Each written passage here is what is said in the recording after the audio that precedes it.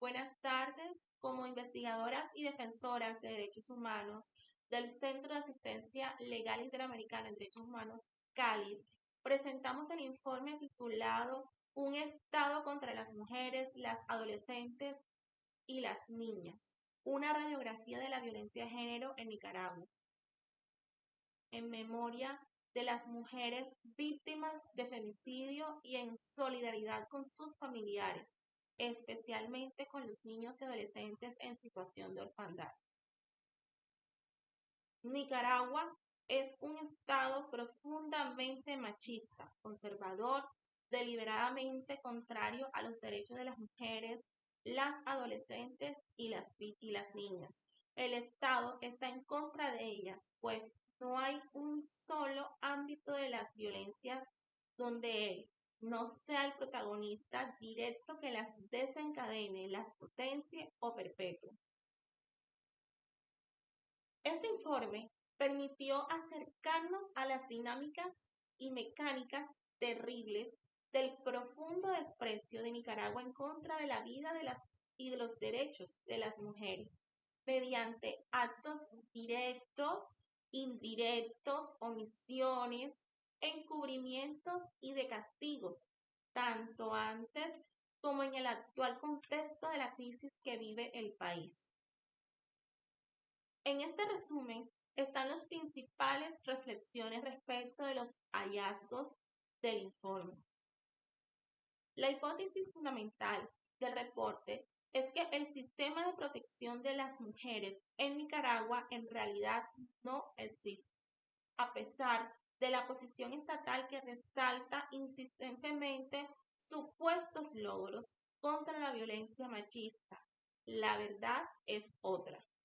Es el Estado el que promueve todas las formas de violencia en todos los casos como parte de un plan deliberado, sistemático y permanente de someter a las mujeres a una sociedad con valores conservadores, familiaristas y providencialistas, donde, por ejemplo, los femicidios solo a veces se castigan y no se previenen. La evidencia documentada demuestra que el Estado nicaragüense viola sistemáticamente sus obligaciones internacionales en materia de violencia basada en género mediante tres dimensiones interconectadas: estructural, con la concentración absoluta del poder político-legal, con legislación que contraviene la Convención Belém do Pará y otras obligaciones internacionales, e institucional, con mecanismos que garantizan la impunidad. Esta política deliberada ha destruido los cuatro pilares de protección de las mujeres, niñas y jóvenes: la prevención, investigación, sanción, reparación y no repetición, configurando un patrón sistemático de violaciones graves a derechos humanos que requiere urgente intervención internacional. Las instituciones obligan a las mujeres y sus denuncias a enfrentarse a un armazón legal e institucional que es sordo, violento, retrógrada y femicida. Al respecto, es menester recordar la clara responsabilidad del Estado en la mayoría de los femicidios que se han cometido en los últimos 14 años. De las miles de nicaragüenses asesinadas en ese periodo, resalta, entre tantos, el caso de la señora Dina Carrión, cuyo asesino fue protegido a toda costa por el actual gobierno, entorpeciendo las investigaciones y tratando el femicidio como un supuesto suicidio. En este caso, evidencia que el Estado no tiene ningún interés por proteger la vida de las mujeres, las adolescentes y las niñas. Así contrario, encubre, está del lado de los femicidas y legalmente así lo ha manifestado.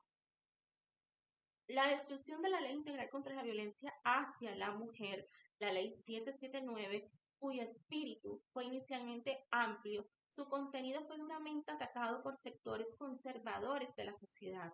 Por ejemplo, varios jerarcas de la Iglesia Católica, distintas denominaciones evangélicas, referentes políticos, sociales y funcionarios del propio Estado. Luego se introdujeron reformas a la Ley no porque el Poder Legislativo se vio presionado, sino porque jamás hubo compromiso con su aplicación. La primera reforma redujo a quien se consideraba homicida y la reglamentación inconstitucional del presidente de permitir la mediación dio por concluida a esta ley. Producto de años de lucha de movimientos de mujeres, feministas y de derechos humanos, la Corte Suprema de Justicia participó abiertamente en la demolición de la ley, dictando orientaciones a los jueces especializados, varios de ellos corruptos, familiares de los magistrados de la Corte y sin preparación, respecto de cuándo un acusado debía ser enviado a prisión preventiva o no. A esta destrucción legal de su modelo de atención integral e integrado, en 2015 siguió el cierre de las comisarías de la mujer de forma inusitada pero no casual. Varias investigaciones previas al cierre de estas dependencias evidencian que las policías se ponían del lado del agresor o presionaban a las víctimas a mediar. Uno de los hechos que registra una de estas investigaciones identificadas por este centro es que una comisaria le dio la citatoria a la víctima para que la entregara al agresor porque no tenían gasolina y si no, que la pagara ella para irla a dejar.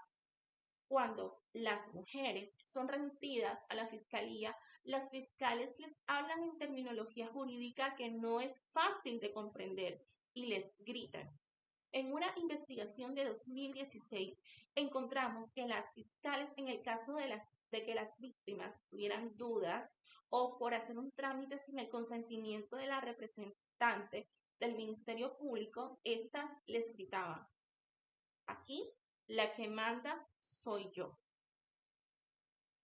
Antes del 2018, el acompañamiento de abogadas y promotoras de las organizaciones de mujeres y feministas podía hacer la diferencia y se lograba encaminar casos de las víctimas en las vías correspondientes. Por eso, es por lo que la aplanadora de desaparición de casi 300 organismos de mujeres y feministas tiene una motivación muy concreta: potenciar la indefensión de las mujeres, exponerlas e insertarlas definitivamente en un sistema cruel en el que solo el Estado puede existir presuntamente para tutelarlas en lugar de protegerlas. Los indultos políticos de miles de hombres a los que el Ministerio del Interior elige de forma aleatoria, sin comprobar si están listos para incorporarse a la sociedad, ha significado la sentencia de muerte de decenas de mujeres en los últimos años. No es que las instancias encargadas no deliberen en las consecuencias de liberar a las feminicidas o potenciales feminicidas. Es que una vez más se demuestra el desprecio absoluto por la mujer y su vida. Así, el Estado traslada a la mujer de la situación de la vulnerabilidad a la desprotección total. Por otro lado, el sistema punitivo ha fracasado. Ni el aumento de las penas, ni la aplicación de la pena perpetua han atenuado los femicidios. Este estudio se centró en las distintas formas de violencia contra la mujer perpetrados entre enero y noviembre de 2024.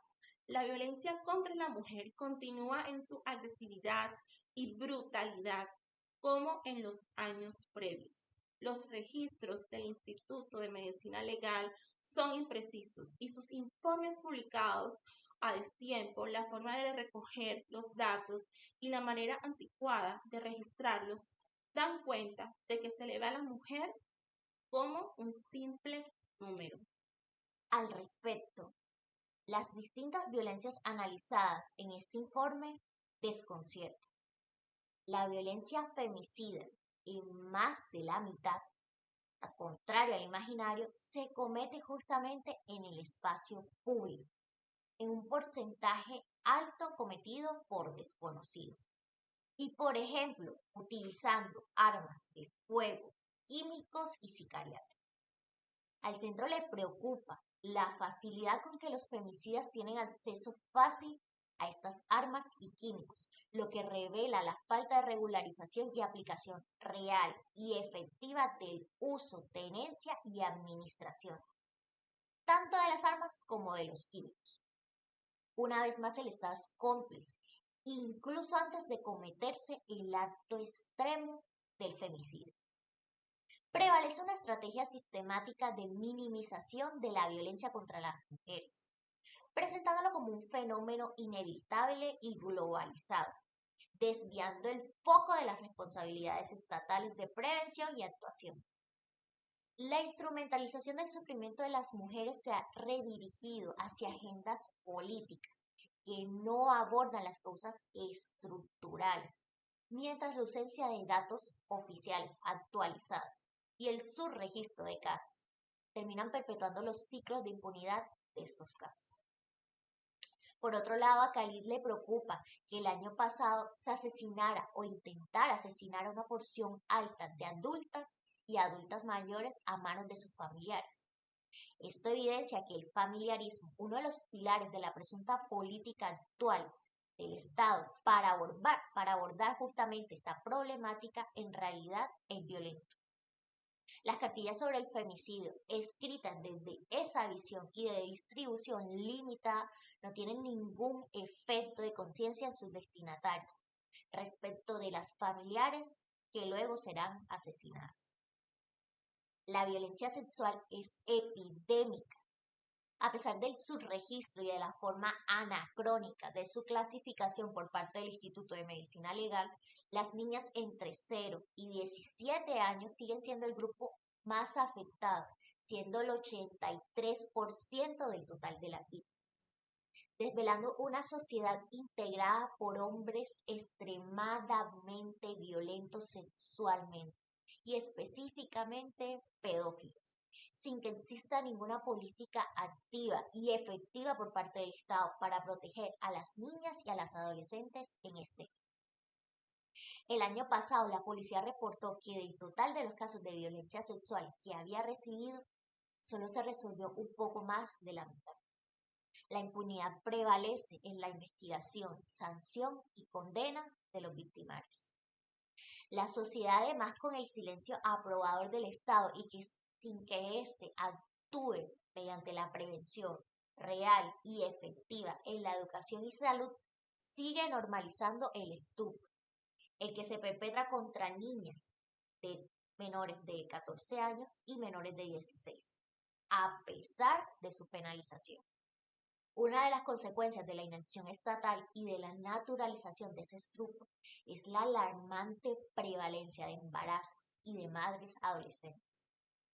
Al respecto, es necesario recordar con urgencia que en Nicaragua continúa prohibido el aborto terapéutico y la interrupción voluntaria del embarazo. Así, muchas niñas y adolescentes son forzadas legalmente a ser madres, incluso en contextos de violación sexual. Los organismos internacionales de derechos humanos han hecho llamados reiterados al Estado de Nicaragua de levantar esta criminalización. Sin embargo, Nicaragua los ha rechazado, bajo argumentos varios, incluso centrados en el providencialismo.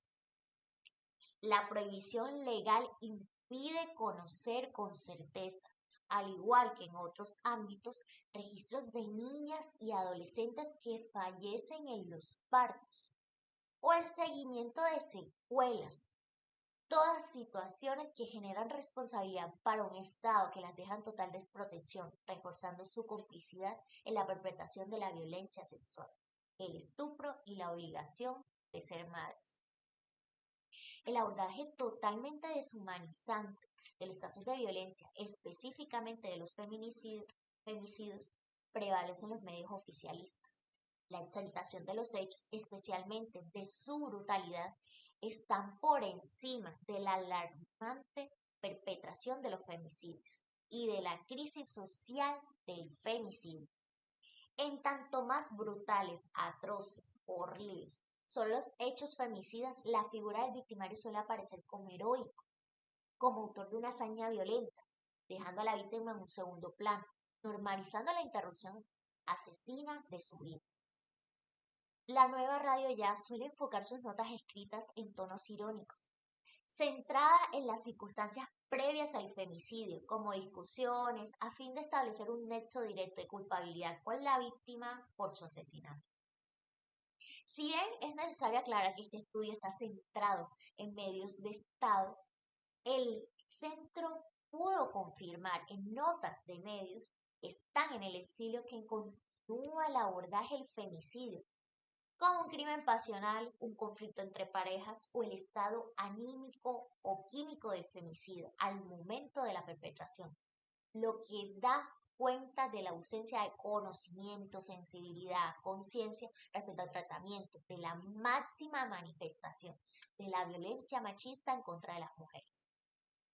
La construcción narrativa de las notas destaca ciertas circunstancias como la lejanía del lugar, de las grandes ciudades, la minoría o mayoría de edad, la brutalidad de las circunstancias, los posibles problemas mentales del agresor. En esto coinciden con los medios estatales. En los medios estatales parece que el periodista busca justificar que la víctima tenía una especie de perfil para el femicidio y termina justificando entre líneas el asesinato. En general, en varios medios hay notas irreflexivas y lo que resalta es un conteo irremediable de muertes, sin lugar a que emerjan otros análisis de las notas o elementos que rodean al femicidio, como la ausencia y abandono del Estado, el machismo, los efectos de la complicidad familiar o de la comunidad, entre otros.